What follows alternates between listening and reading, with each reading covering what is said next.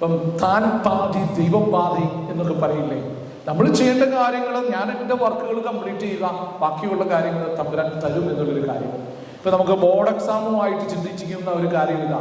കാരണം പഠിക്കാതെ ഇവിടെ വന്നിട്ട് നമുക്ക് മാസത്തിന് മുമ്പിൽ വലിയ പ്രാർത്ഥിച്ചിട്ട് ഈശോയെ കർത്താവേ മാറാവേ എന്നൊക്കെ പറഞ്ഞ് പ്രാർത്ഥിച്ച് കാര്യമൊന്നുമില്ല. Hard work equal to success എന്നാ പറയുക. അതിന് നമുക്കറിയാം ഇച്ചിരൂടെ നല്ലൊരു വാക്ക് സ്ട്രൈവ് എന്നുള്ള വാക്കാണ്.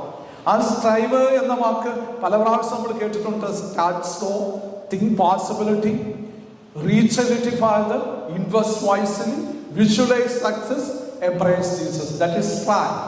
അങ്ങനെയാകുമ്പം അതൊന്ന് നമ്മുടെ ജീവിതത്തിൽ നമ്മളൊന്ന് ആ വാക്ക് നമ്മുടെ ജീവിതത്തിൽ ഒന്ന് പ്രാക്ടിക്കൽ ആക്കുകയാണെങ്കിൽ എനിക്ക് തോന്നുന്നു എല്ലാ ബോർഡ് എക്സാമും നമ്മൾ ഉദ്ദേശിക്കുന്നതിനേക്കാൾ കൂടുതൽ മാർക്ക് കിട്ടും. കാരണം ഞാൻ നന്നായിട്ട് പഠിക്കണം, ഹാർഡ് വർക്ക് ചെയ്യണം.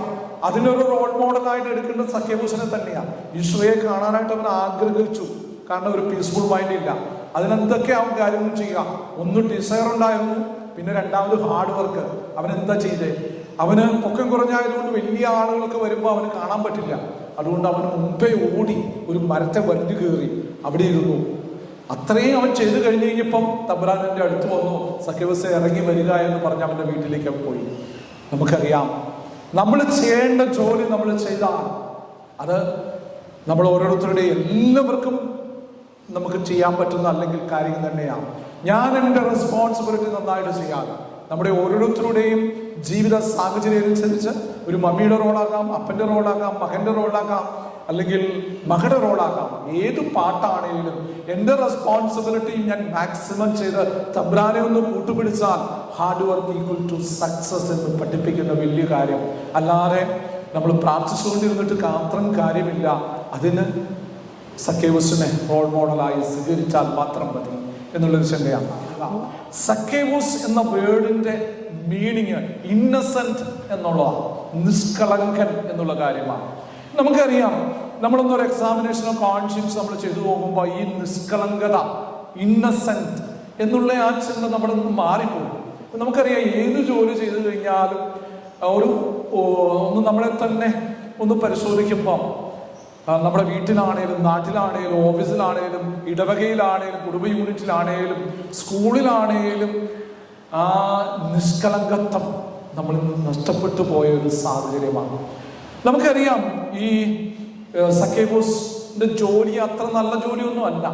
എങ്കിൽ തന്നെ അവന്റെ ഉള്ളിൽ ഒരു നിഷ്കളങ്കത്വം, ഒരു ഇന്നസെൻസ് തീർച്ചയായിട്ടും ഉണ്ടായിരുന്നു.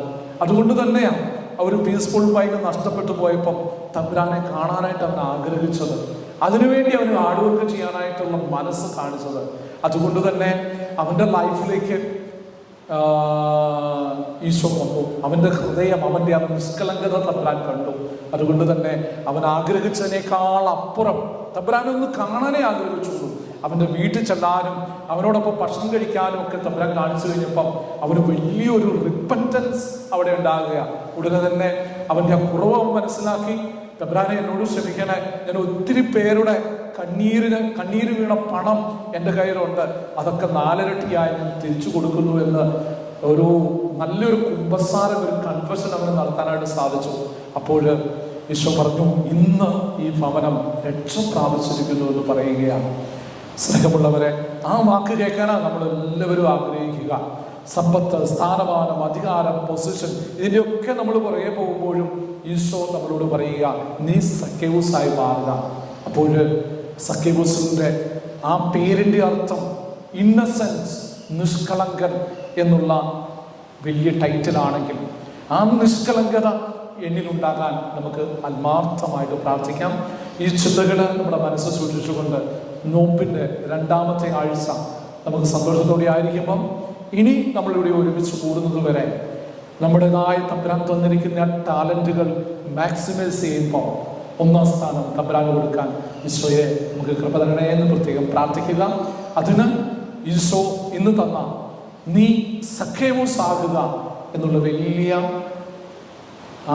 റോൾ മോഡൽ നമ്മുടെ ജീവിതത്തിൽ സ്വീകരിക്കാം. പിതാവിൻ്റെയും പുത്രൻ്റെയും പരിശുദ്ധാത്മാവിൻ്റെയും നാമത്തിൽ.